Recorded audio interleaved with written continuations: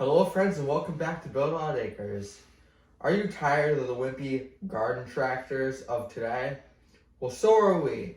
So that's why today we're going to go through some of the biggest and baddest garden tractors of years past. Stay tuned.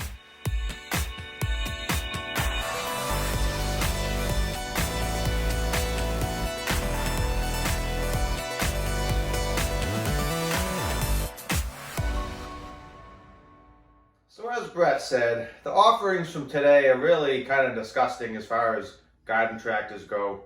They're really glorified lawnmowers not capable of doing any real work. So we're going to go through a list of some of the biggest, baddest garden tractors from the 1970s, 80s, and 90s. So here we go.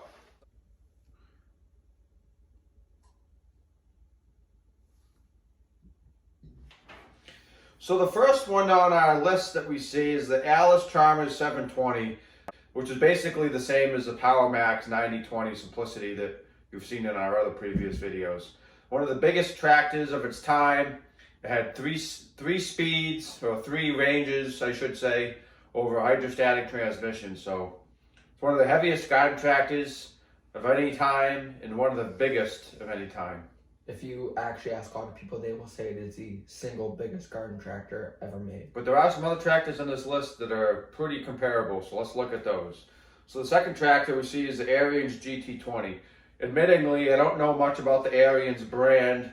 I know there's a lot of diehard Ariens followers, so I'll leave it to the specs. But on looking at specs alone, it's one of the smaller tractors on this list.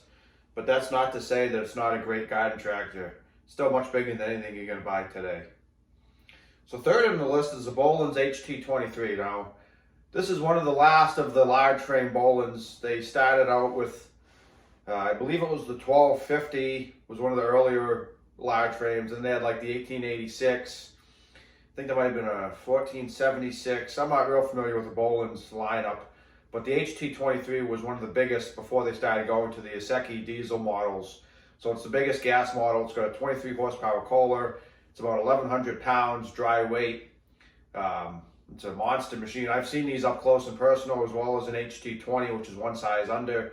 They're big garden tractors, there's no doubt about it. They're meant for real work. And there's a lot of guys that are diehard Bolens fans. So next on the list is the Case 448. As you know, we're very familiar with this particular model. Yes, my father has had a 446 and two 448s, so. I've had a high loader, which is a 648. I've had the high wheelers. I've had low pros. I've had a number of Case Ingersoll garden tractors over the years, and they're an incredible tractor. One of the things that really makes them stand out is not necessarily the size, but the size of the rear tires is one of the biggest of any garden tractor. And the hydraulic drive is very unique. Not very many tractors offer a hydraulic drive transmission. I've actually heard from my father that a lot of men, what they'll do is they'll buy Case Ingersoll 448s or any 400 series in general, and they'll just put regular truck tires on the back of it, just like pickup truck tires, and that works because they're the same size. I've also seen a lot of people take the Case platform and use a hydraulic drive to make other machines, such as carryalls or like a side-by-side type machine with a dumping bed. I've seen them make articulated machines out of them. So it's a good base to make homemade machines off of. Yes, it is. So next on the list is the Cub Cadet 982. This is one of the first super garden tractors. I think they actually coined the term super garden tractor with this Cub Cadet 982. It had a stretched out frame, bigger tires, heavier, wider, taller. It was just a step up from the normal Cub Cadets.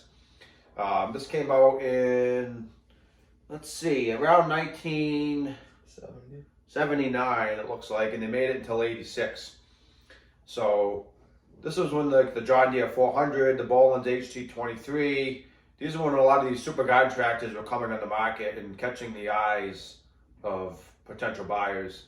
They were really a next up class that people wanted, and a lot of people bought these machines, and you still see a lot of them today. Next on the list is the Cub Cadet 2072, which is basically a newer version of the 982. This is after International Harvester sold it to, I believe MTD bought it, and I'm not sure the year, but somewhere in the 1980s, maybe early 1980s or mid 1980s. So I do know there are a few differences. If you look at the specs, they're very similar, but it's a different engine went from my Onan to a Kohler, and I believe that the transaxle went from steel to aluminum, which is one of the bigger differences from the older International Harvester Cub Cadets to the newer Cub Cadets. But I know the 2072s are still a pretty widely regarded model as being one of the good models from the Cub Cadet lineup. This is one of the last models with a square hood before they went over to the round hood. Up next is the Electrak E20, which is interesting because it's an electric garden tractor. It's actually the only electric garden tractor on this list. Another interesting thing about it is it didn't have Category 0 implements. They were all sleeve hitch. And it's just interesting that a tractor from 40 years ago uses technology that today is still considered advanced. True. I've never personally run one, but I've heard that one of the advantages to the electric garden tractors is you have instant power at the wheels. You don't have any kind of RPM or delay. It's like instantaneous. As soon as you press the throttle, it goes, or the pedal, you go. And I know Wheel Horse bought Electrak in like 74, so there also are Electrak models that are branded under the Wheel Horse name with Wheel Horse decals and colorings, so you can find them under Wheel Horse as well, which is, I think, is pretty interesting. So now we have the Ford LGT195. This is another monster garden tractor. This is one of the ones that I would say is comparable to a Power Max. It's similar wheelbase, similar in weight, similar in tire size. So the LGT195 was the biggest tractor that Ford offered that I'm aware of. And it's basically a Jacobsen GT53 500. So Jacobsen built many of Ford's garden tractors, including this tractor. Hello, Willow. All right, where were we? The Gravely 24G, another tractor that I would say is somewhat comparable to a Power Max. Gravely's are well known for how rugged they are. They're a shaft-driven tractor with shaft-driven implements. Their snow cannon snow blowers are pretty legendary in the garden tractor community. And the 24G was one of the biggest Gravely's ever offered. I couldn't find all the specs on it, but it has a 24 horsepower Onan. It's actually longer than the Power Max, and I couldn't find the weight, so maybe one of you viewers can tell me the weight. I know I've seen it on a forum with a chart that someone posted, and I know it wasn't as heavy as the Power Max, but I think it was around 1,000 pounds, so hopefully someone can find that and post it. So now we have the Gravely GMT 9000. Now the reason I highlighted this is I really wouldn't consider this a garden tractor for a couple reasons. It's got a Category 1 hitch, and it's got a 4-cylinder Continental engine, which is a water-cooled engine. So it's really, I think I have a hard time classifying this as a garden tractor, although I put it on the list for kicks and giggles. I'd really say it is much more comparable to a subcompact. I think once you get out of Category 0, and once you get out of a air-cooled one or two-cylinder engine, I think you're really not in the garden tractor realm anymore, but still a cool tractor nonetheless. It's physically, it's actually bigger than a Power Max, so it's definitely a cool tractor to feature. Now we have the Ingersoll 7020s. For those who don't know, the Ingersoll 7020 is the 4-wheel drive version of the high loaders, so you got the 644, the 646, 648, and then you got the 6018, the 6020. Those are all 2-wheel drive tractors. I believe the 7020 is the heaviest tractor on this list at 1,620 pounds. You could also get it with a backhoe, and that version is over 3,000 pounds. So I believe it's the heaviest tractor in this list, and it has the biggest front tires at 23 by 8.5 by 12, which is a rear size tire for most regular garden tractors. I remember actually a couple of times when I was a kid, my father jokingly telling me that he got a 7020 trying to mess with me. And of course I believed him, but it was pretty easy to fool the little guy then. I actually did miss out on getting a 7020 in an online auction. It was at a dealer in my hometown, and I saw the tractor in person and I bid on it, and I missed it out the last few seconds. So next up we have, it was going to be the Ingersoll 4223, but I didn't put the specs. They're very similar to the 448, just a newer model with a 23 horsepower engine. But the high wheel case tractors are legendary for their power, reliability, ease of attaching implements, etc. Like, I would say if you ever want a non-conventional transmission tractor, that the Ingersoll high wheelers are definitely a good way to go. So next up we have the John Deere 420. So I would say the John Deere 400 was the original super garden tractor for John Deere, but I think it did have a few, I don't want to say problems, but there was a few things people didn't like. And then they came out with the 420, which had an Onan engine, and then they also came out with the 430, which is the monster John Deere diesel, which we're going to talk about next. But the 420 was a good sized tractor. It had a 52-inch wheelbase, true category 0 3-point hitch. It was about 1,000 pounds or just under. So it's a big tractor for sure. So the next tractor on our list is the John Deere 430. This is only one of, I believe, 2 or 3 tractors on this list that offered a diesel engine. So it had a 20 horsepower Yanmar 3-cylinder diesel engine. And I think it's also one of the only tractors that has a bigger hood than the Simplicity Sunstar. If you look at pictures of it, it has a monster hood on it to take place for that big diesel power plant. And it was 1,170 pounds, so it was one of the heavier tractors on this list. And it's a real brute. It is. So now we have the Kubota G6200. There's no particular reason I chose this tractor. My brother actually has this exact model. It's not one of the bigger tractors on this list, but it probably is one of the most reliable. It has a 16 horsepower Kubota 3-cylinder diesel. It only weighs in at about 740 pounds or so, but it's an incredible mower. It's hydrostatic. I've driven his and I've actually mowed with it, and it's really a nice mower. And that little diesel, Kubota diesel, just sips the fuel.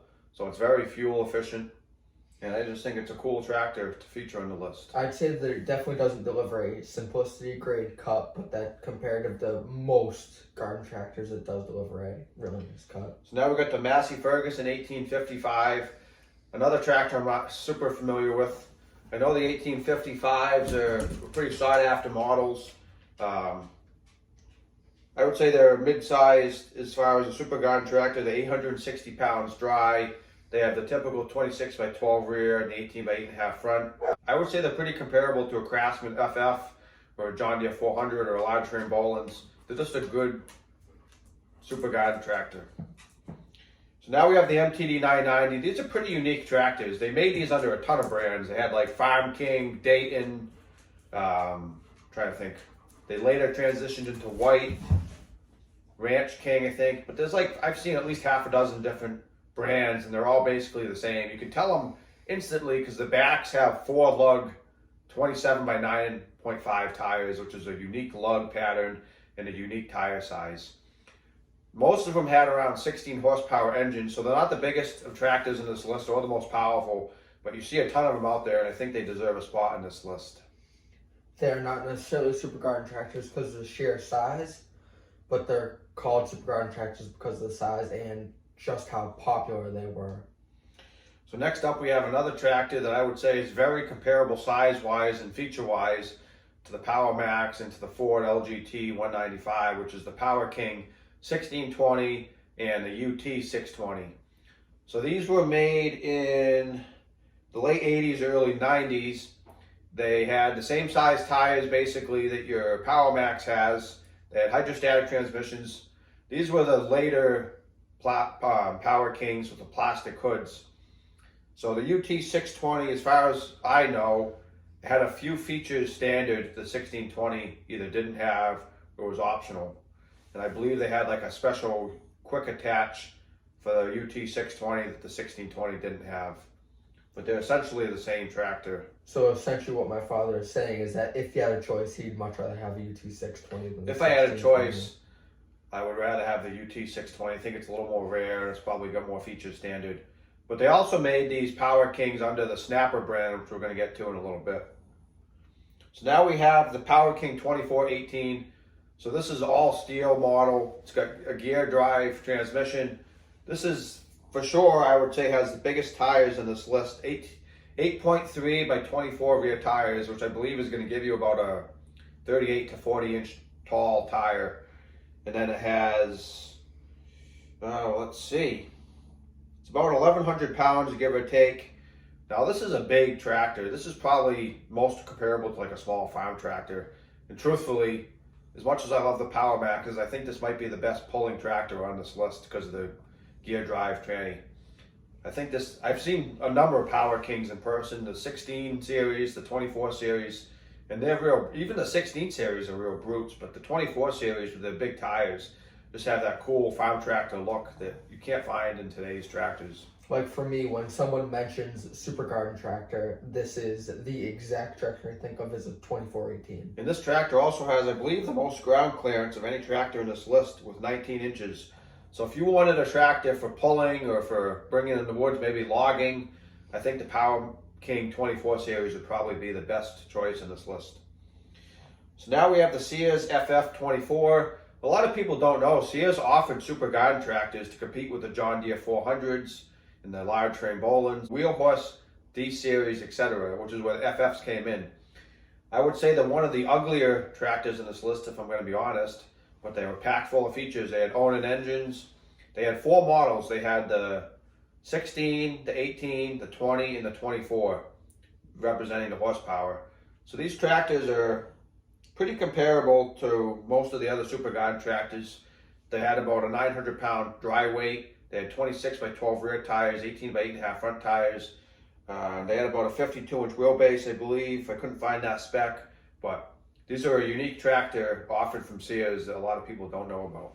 I also know that a lot of you might be thinking, oh, well, you guys have said that Sears is a budget brand, so they're probably cheaper than the garden tractors, and that doesn't really apply to these. I truthfully don't know how well these tractors sold. I have an inkling that they didn't sell that well, which is why they only made them for, I think, 2 years. Yeah, 2 years. So I'm going to guess that I think they came out to compete directly with like the John Deere 400, and I just don't think they sold well enough to continue making. Yeah, I think that people are used to Sears being the budget garden tractor brand, and that them having a tractor that's priced similarly to a John Deere was outrageous to them at the time, and they didn't even bother buying it. So now we have the Simplicity Power Max 9020, which you've seen featured in my video. And the first tractor we talked about, this Allis Chalmers 720, is basically the same thing. Like we said, I don't want to re-go over the same facts and features, but it's one of the biggest tractors on this list, and many consider it to be the biggest, baddest garden tractor ever produced. It is an amazing garden tractor, it really is. Simplicity also offered tractors with diesel engines like the 9523, the 9528, which are, I believe those are foreign built in Japan maybe, but they're bigger than the Power Max. They had bigger engines, but I didn't choose to feature them on this list because I don't consider them garden tractors. Once you get into those, you start moving into subcompacts. So now we have the Snapper MGT 2200H, which is basically the Powerking 1620 and the UT 620 rebranded under Snapper, but Snapper offered them with slightly bigger engines. So these are going to be pretty unique tractors. I find it odd that they listed at 1,200 pounds where Powerking was listed at 1,100 pounds. I don't believe the bigger engine would have made that much of a difference, but maybe it did. I don't know. So if you have one of those, please comment below on how you like it, because these are one of the more rare tractors in this list. So now we have the Speedex 1632. So the Speedex brand was kind of unique. It started off as Pond, which was the older brother of Wheel Horse founder Elmer Pond. It was his brother Harold, who Harold Pond employed Elmer and his son Cecil, who later went off to branch off and start their own brand, Wheel Horse. And the Pond brand eventually transitioned into Speedex, which was later bought out, I believe, by Armstrong, who then turned it into Strongland tractor. But there's a lot of Speedex followers. They're one of the more niche brands, but they definitely have some big models. I've always liked Speedex tractors. I don't really know why, just I've always found them really interesting. So now we have the Strongland 2074. As I said, Strongland, who is basically what Speedex turned into. Armstrong Tractor bought Speedex and produced a few models, and they made bigger models. I highlighted this tractor because, again, like the Gravely GMT 9000, it had a Category 1 3-point hitch in its physical size of almost 1,600 pounds. Really, I just don't consider it a garden tractor. I'd say it's definitely more of a subcompact that, like my father said, once you get out of a Category 0 3-point hitch, it really isn't a true garden tractor. It's more of a subcompact. But one of the unique things with this tractor that I found is you could get it with 3 different engines. You could get it with a 24 horsepower Onan, I believe it was a 25 horsepower Kohler, or a 21 horsepower Lombardi diesel. So that's kind of a cool feature that you could get 3 different engine choices when you bought this. And these are big tractors, as you're going to see in the pictures. So now we have the Wheelhorse D200. Now, I know they made the D250, which is next on the list, but the 200 is the biggest D series that Wheelhorse actually made. They made the 160, the 180, the 200, and 250. So these are very boxy looking tractors. They had a big weight of 1,025 pounds. They just look like little tanks, really. I think I've seen several D series in person, and they're pretty cool tractors. But the next one on the list is the D250. This is a unique tractor, and there's a lot of mystery around the 250. It's claimed to be 19 horsepower, but there's rumors that they did that to avoid having to put ROPS, or a rollover protection system, on the tractor to get into the US. So the rumors are that it's actually more like a 35 horsepower industrial Renault engine, which is a French engine manufacturer. Yeah, it's a 4-cylinder water-cooled Renault engine. So I mean, it's one of the bigger tractors on the list at 1,160 pounds. It's got a 55-inch wheelbase. It had a ton. I forget how many gears it had. They had like, I think, 12 speeds. So it's actually a Gut built machine, which is a German manufacturer, and then it's got a French engine. So there's really nothing American about the D250, but it's one of the more unique tractors on this list, and I imagine getting parts for it would probably be a nightmare. But it had to be on the list. Yeah, because if you want to order anything engine related, you'd have to go through Renault, and that's a 40-year-old water cooled. I don't know if they even make Renault engines anymore, or gut tractors. You guys who have Wheelhorses, please let me know in the comments below. So the last tractor on the list is going to be the white GT2055. This is basically a later version of the MTD 990. I've actually seen one of these. There's actually one of these right up the road from Brett's grandparents nearby here. So these are a pretty cool tractor. They have a hydrostatic transmission. They have a 20 horsepower Briggs, category 0, 3-point hitch, etc. They also made these, I believe, under the Yardman brand, like the 995, but they're basically a white 2055. So they are cool tractors. So a few honorable mentions that didn't quite make the list that we want to talk about. First one is going to be the Sunstar. Simplicity Sunstar. It was the biggest Simplicity at the time. It was, I believe, kind of made to compete with the John Deere 318, which is also not on the list. They're more regular guide tractors instead of super guide tractors, but they're still big tractors. They're well over 850 to 900 pounds. They have bigger wheelbases, etc. Yes, they're big, but not like super garden tractor big. And then the Wheelhorse C195 had 27 by 9.5 back tires and a 19.5 horsepower engine. I didn't put it on the list because I already had 2 Wheelhorse D series on the list, and I don't think the C195 quite makes the same statement that those 2 make, but it is a cool tractor nonetheless. And is there any other tractors that we want to include that weren't quite on the list? I think that the 6020 Ingersoll could definitely be included because it's basically just a 2-wheel drive brother of the 7020. So some of these tractors you may have heard of, some of them may have been new to you, but hopefully you enjoyed the video. Please stay tuned for the next one.